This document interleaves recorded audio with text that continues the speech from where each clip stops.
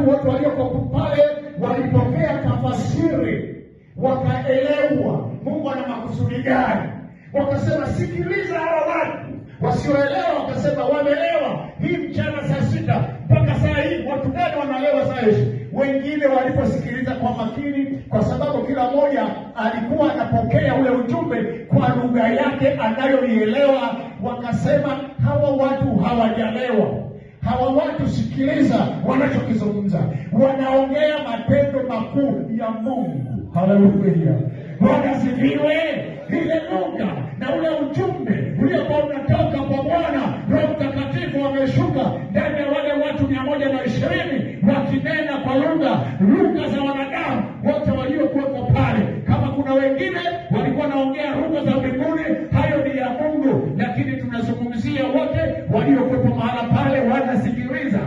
Kila mmoja ujumbe unaokuhusu. Mwisho wake, baada ya kwamba wameelewa ule ujumbe, wakajisalimisha mbele ya wale mitume, mbele ya watu 120, wakasema tutendeje ndugu zetu, ili na sisi tuweze kupokea mambo mema kama haya.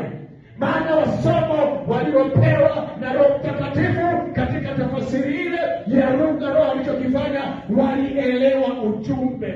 Ndio maana wakasikia dhamiri zao, na Biblia inataja mioyo yao ikachomwa na lile neno, wakajisalimisha kwa Bwana, wakaenda kwa mitume, wanasema tutendeje sasa na sisi ndugu zetu, ili tuweze kupokea ondoleo la dhambi. Petro ambaye alikuwa amejazwa na Roho Mtakatifu, haleluya. Petro aliyekuwa amejazwa na Roho Mtakatifu, mtu ambaye alikuwa hajui hata kusoma na kuandika. Maana kama wasomi walikuwepo kina Mathayo, lakini yeye amekulia tu kwenye kipe cha samaki na uvuvi. Petro hakuwa anajua hata kuandika na kusoma. Maana utaanza kuniuliza mbona kuna waraka wa Petro? Wewe soma vizuri huo waraka, utakwambia mkono wa Silwano, kwa mkono wa Sila. Waraka wa Petro tunao, si yeye aliandika, lakini ni kwa mkono wa Silwano. Amemwandikia ule ujumbe ambao Roho Mtakatifu alikuwa ananena. Na ndio kitu nataka nikwambie, mambo ya Mungu hayana umesoma, hayana hujasoma. Mambo ya Mungu hayana una degree, hauna degree.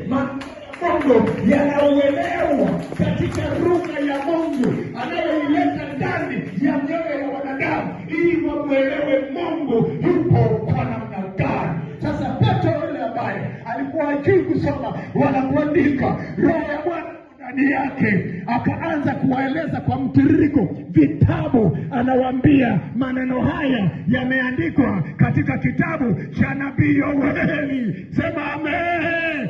Kwa nabii Yoeli asiyejua kusoma na kuandika, ufunuo wa kitabu cha nabii Yoeli aliyekuwa ametabiri miaka 400 500 huko kabla ya yeye, umekuja ndani yake, ndiyo ikawa injili anawahubiri. Tubuni kila mmoja arejee kwa Bwana, nanyi mtapokea kipawa cha Roho